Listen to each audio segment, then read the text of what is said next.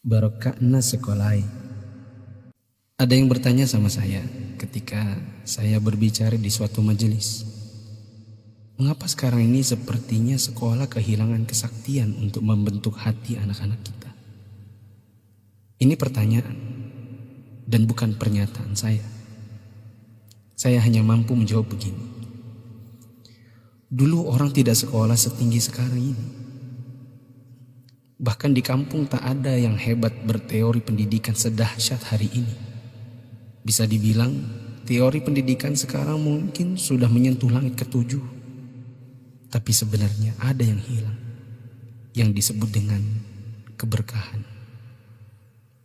Keberkahan bukan buatan manusia, melainkan pemasena puange, rahmat Allah.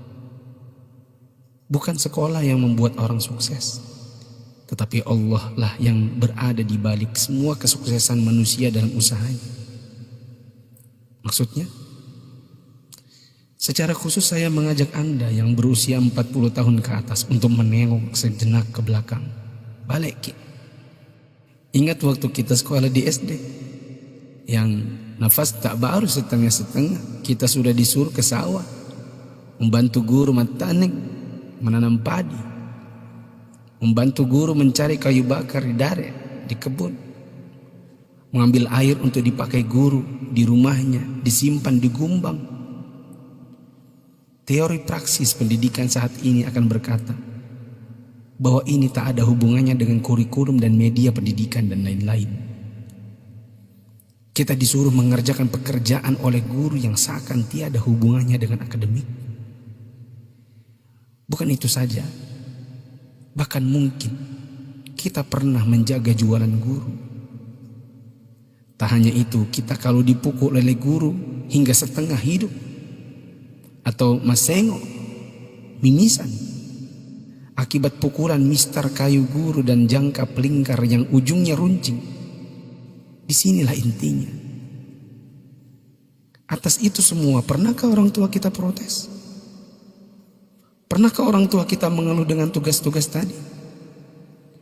Pernahkah orang tua kita melarang kita ikut ekskul dalam tanda kutip yang saya sebutkan tadi, mencari kayu, mengambil air? Sama sekali no.